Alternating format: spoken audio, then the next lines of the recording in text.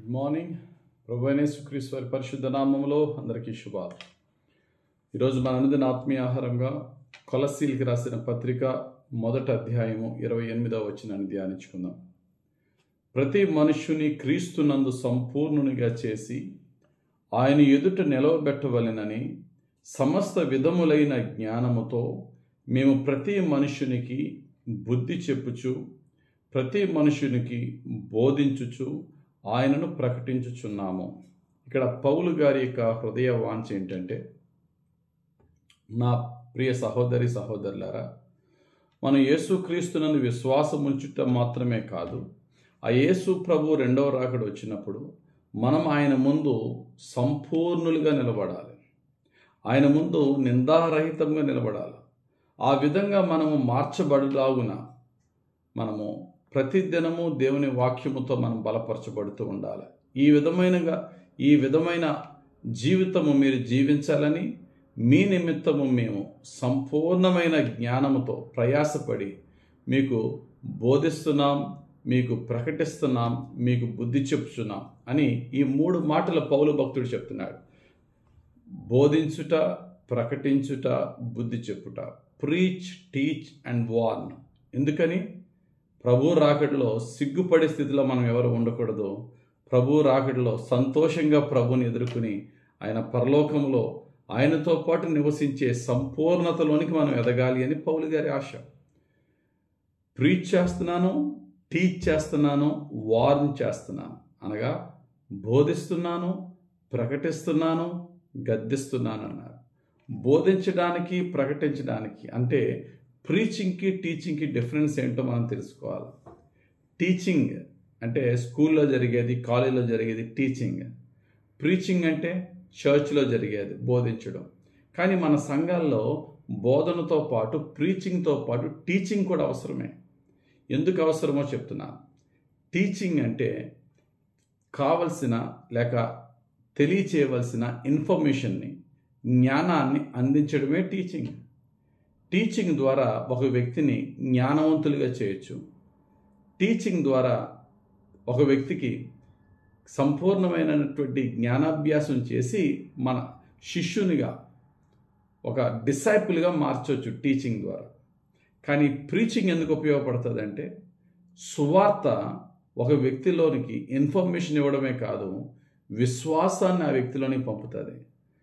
దేవుని వాక్యమును బోధించేటప్పుడు ఆ వాక్యం యొక్క జ్ఞానముతో పాటు ఆ వాక్యాన్ని విశ్వసించేలాగా తన హృదయాన్ని మార్చుతుంది బోధించడం, ప్రీచింగ్. అంతేకాదు, preaching leads a person in to repentance. బోధ వింటున్నప్పుడు వ్యక్తిలోనికి విశ్వాసం కలుగుతుంది. ఆ యొక్క విశ్వాసం ఆ వ్యక్తిని మారు మనసులో నడిపిస్తుంది. ఇది బోధించడం అంటే, ప్రీచింగ్ అంటే. ప్రీచింగ్ ఏమిస్తుందండి? విశ్వాసాన్ని ఇస్తుంది, మారు మనసులో నడిపిస్తుంది. టీచింగ్ ఇన్ఫర్మేషన్ ఇస్తుంది. ప్రకటన, జస్ట్ ప్రకటించడం అంటే, టీచ్ చేయడం అంటే జ్ఞానాన్ని ఇస్తుంది. కనుక మరి ఈ రెండిట్లో ఏది అవసరం? బోధిస్తే చాలండి అని అనుకుంటారా? ప్రభు చెప్తున్నారు, ఆయన హోషేయ గ్రంథం 4వ అధ్యాయం 6వ వచనంలో, నా జనులు జ్ఞానము లేని వారే నశించుచున్నారు.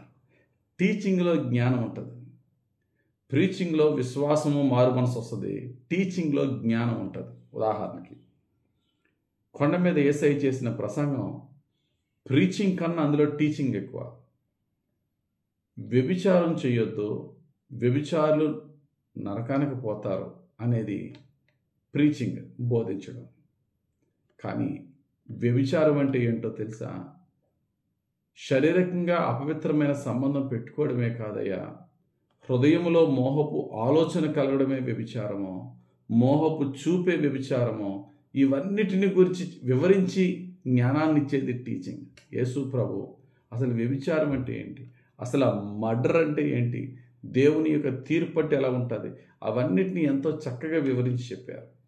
ఇక్కడ పౌలు భక్తుడు ఏమంటున్నారంటే, మేము మీకు ప్రకటించడానికి, బోధించడానికి ఎంత కష్టపడుతున్నామంటే, రాత్రింపగళ్ళు దాని మీద ఆ సబ్జెక్ట్ని మేము తెలుసుకుని మీకు ఎలా చెప్పాలా, మీకు ఎలా చెప్తే బాగా అర్థమవుతుందా అని బాగా అర్థమయ్యేలాగా చెప్పడానికి ప్రయత్నించి, బోధించి, ప్రకటించి అనగా ప్రీచ్ చేసి దాని యొక్క లోతుని టీచ్ చేసిన తర్వాత చివరి ఏం చేస్తున్నాను?